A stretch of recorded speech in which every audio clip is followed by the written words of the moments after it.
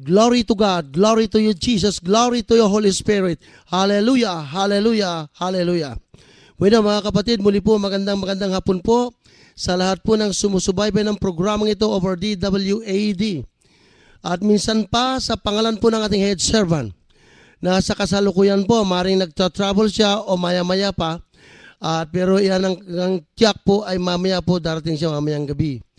Kaya po ito po ang inyong kapatid, Brother Marcelo Malnes. Pansamantalang tayo muna po nagtitikover nito ang programang ito sapagkat napakahalaga po nito mga kapatid. Ang programang ito ay kinapupulutan sa lahat po naman nakikinig na may pananampalataya. Naririto po ang kagalingan at natututo po tayo sa pamamagitan ng mga buhay na salita ng Diyos na buhay sapagkat doon lang tayo nabubuhay sa mga salita. Hindi lahat ng tao, hindi lamang sa tinapay nabubuhay ang tao. Kaya sinasabi ng ating Panginoon, kundi sa bawat salita na namumutawi sa bibig ng Diyos, ang tao ay buhay.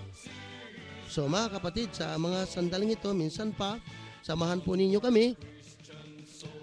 Sa loob ng isang oras, wala po kaming sponsor. Okay? 2 araw na pong wala kaming sponsor. Kaya po sa inyo pong lahat, siguro pwede kayong tumawag, ano? Pwede kayong tumawag dito. Okay, so alam naman ninyo mga kapatid, ang programang ito mula Lunes hanggang Biyernes. Alas 4 hanggang alas 5 ng hapon. Meron din po tayong Radio Veritas tuwing Martes, alas 8 hanggang alas 9 ng gabi. At meron din po tayo, DWPR, Dagupan, mula ng alas 5 ng hapon hanggang alas 6. At yan ay Lunes hanggang Biyernes. So yan po ang mga programa ng Soldiers of Christ. Sa 3 istasyon po ng radio ay mapapakinggan po. Kaya po sa mga sandaling ito mga kapatid, kung may tatanong niyo ano bang mga activities, napakarami po mga kapatid, napakarami, maniwala kayo. Okay? Okay, nung linggo po, naging successful naman na tayo po ay nagkaroon ng misa at ang ating pong pari ay tigapatsim. At of course, napakaraming tao talaga.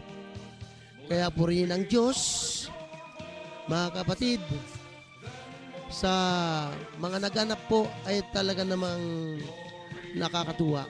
Bakit po? Kasi marami rin pong mga bago na dumalo po. Marami rin mga bago, although marami pong umuwi, lumalabas. Yan pong totoo dyan. Pero ganun pa man, mga ilan lang siguro. Mga ilan lang. Baka mga 200-300. Pero ang kabuuan po ay talaga napakarami pa po. Kaya po sa inyo pong lahat, mamaya po merong vigil overnight. Okay, mga kapatid, may vigil overnight. Kaya wag po kayong liliban dyan. Sabi nga nating head servant, isa yan sa pinaka mabigat, mahirap, pero isa yan sa pinaka-efektibo. Okay? Pinaka-efektibo. Kapag kung pala ikaw ay gumagawa ka ng sakripisyo, ang Diyos po ay napakaluwag po. Bukas po ang kanyang kalooban sa anumang hingin mo. Kaya lang mga kapatid, nais ko pong batiin muna ang ating pong head servant. Baka lang po na bumibiyahe na siya at malapit na. Alam ko mapapakinggan niya. Kaya hindi po, happy listening po kay Sister Early Arcadio. At lahat po ng mga taga-Soldiers of Christ. Siya nga pala, bukas po mga kapatid, meron pong anniversary ang Rapples Prayer Group. At yan po'y gaganapin mismo dito sa ating simbahang Parish Church na Maryhill of Christian. Okay? At magsisimula po ng alas 5. Yan po ang napagkasunduan. Upang ang atin pong head servant, siya po ang magbibigay ng mensahe. Alas 5 po ng hapon. Kung maaari po bago mag alas 5 mga kapatid, dito na po kayo. Okay? Please be guided accordingly. Sabi nga. Sumunod po tayo. Alam nyo, napakaganda po pag sumusunod po tayo sa kalooban ng Diyos. Okay? Ibig sabihin na napadadama natin, napakikita natin, na ilalarawan natin ang pagsunod sa kalooban ng Diyos ay tanda ng pag-ibig natin sa ating Diyos na lumikha. Kaya po bukas, alas 5, at kasabay po nito ay ang Combined Fellowship. Brother Jess, kung nakikinig ka, bukas kailangan ka ng taga-raffle. Sinabi po sa akin, bilang ikaw po ang elder, brother, kinakailangan before 5, nandito ka na. Okay? Kailangan ka. Of course, dapat lang kasi brother, di ba? Ikaw ang elder nila, kailangan nandudong ka. Si brother Ting naman ay magbibigay lang ng mensahe. Then pagkatapos niyan, pupunta na siya ng Radio Veritas. Mayroong programa doon. Hindi po pwedeng lumiban tayo doon. Lalong kasi yung Veritas na yan is nationwide. Kaya kinakailangan doon siya. Sa mga katuwid,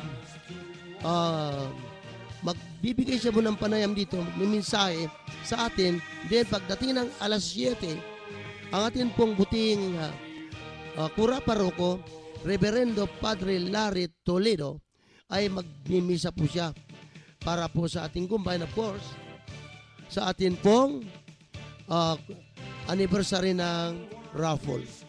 And of course, happy anniversary, Sister Esther, Brother Chris, at lahat po ng bumubuo ng raffle prayer group. Sa inyo pong lahat. Bukas na yan. Bukas. Kaya, happy anniversary. Alam ko, dadagsain kayo ng mga hinahayuan nyo. At yan ang kailangan para maipakita natin sa Diyos na buhay na bawat grupo ay nagsisikap, nagpipilit na maglapit ng mga kaluluwa. Amen. Kaya po, bukas po, o baka ibig nyo sumuporta, mga paligid-ligid, bumubuo ng Mary Help of Christian. Hindi lang po sapagkat may combine tayo, kundi higit sa lahat, ipakita natin sa Diyos na tayo ay susuporta sa raffle prayer group. Sana punuin natin yung simbahan. Okay? Kung maaari, pakita natin sa Diyos. Kayang-kaya natin punuin yung simbahan na yan. Makinig kayo mga kapatid. Lahat ng mga coordinators. Kanina po, lahat po ng coordinators, bagamat mga ilan sa mga kinatawan, pero nandiyan sila. Buo po kami kanina. So napakaganda sa inyo po lahat. Maraming salamat po. At yan din kay Sister Fanny Baluyot. Yung problema mo, madali lang yan sa ngalan ni Kristo Jesus. At yan din po kay Sister Alice Piña, napakadaling lalo. Okay? Madali lang po yan. Unang-una, dito po inaakyat, isa lang po ang inaakyatan, ang Soldiers of Christ. Kaya wag po tayo masyado mag-alala sapagkat kinakailangan, okay? Madali lang po yan. Unang-una, dito po inaakyat, isa lang po ang inaakyatan, ang Soldiers of Christ. Kaya wag po tayo masyado mag-alala sapagkat kinakailangan po itong Kwarisma, itong Lenten season, kinakailangan po magiging malinis po ang ating kalooban. Tandaan natin, pinahiram lang sa atin ng Diyos ang buhay na ito. Kaya, pangalawa, tandaan din natin, iisa lang ang ating kaluluwa. Ipag nadumihan pa yan, pag nabahiran pa, paano lang? Nag-iisang kaluluwang haharap sa hustisya o sa hukuman ni Kristo. Kapatid, matakot po tayo. Matakot tayo hindi sapagkat ang Diyos ay nagpaparusa. Matakot tayo sapagkat kung tayo nalagay sa bandang kaliwa, tapos ka na. Hindi ka na po pwedeng humingi pa ng, anong tawag ito, kung sa korte, may tawag dyan baka po pwedeng paliban mo na yung bang ganon. Sa hukuman ni Kristo, wala po. Okay? O kaya aapila ka, hindi na pwede. Kasi ang may court of appeal lang dito sa lupa. Pero sa hukuman ni Kristo, wala pong court of appeal. Okay, so mga kapatid, tandaan po natin yan. Lenten season, hindi lang tayo nagpapabanal sapagkat Lenten season. Okay ba? Glory to God, glory to Jesus. Okay, excuse me. At patuloy po mga kapatid na inabati po natin. Sister Jo Gonzales, kahapon nandito yan. Hello, Sister Jo.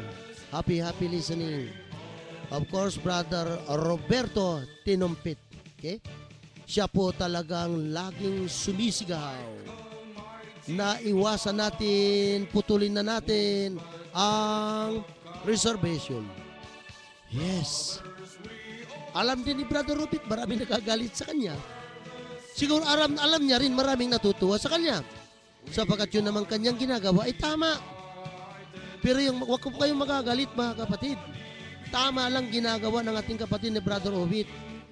Dahil ang para sa kanya, yung mga upuan na ay para sa lahat. Ano sa palagay ninyo? Ha? Wag pong ganun. Ito tuwing linggo na lang. Mga kapatid, nadidinig po sa ibaba na tuwing linggo. Anong saysay ng ating Lenten season? Halimbawa, nagpa-fasting ka. Tuwing Miyerkules, maghapon, di ka kakain. O kaya, tuwing Biyernes, hindi ka kakain. Huwag na yun. Ang buong 40 days, nagpa-fasting ka. Tubig lang o kaya juice. Pero hindi naman nababago ang kalooban mo. Kapatid, wala ring kabuluhan yan. Kaya mga nagpapasting ng 40 days, pag-aralan nyo mabuti. Walang saysayang pagpapasting ng 40 days. Ang iniintay ni Kristo sa atin ay ang inner change. Inner change, mga kapatid.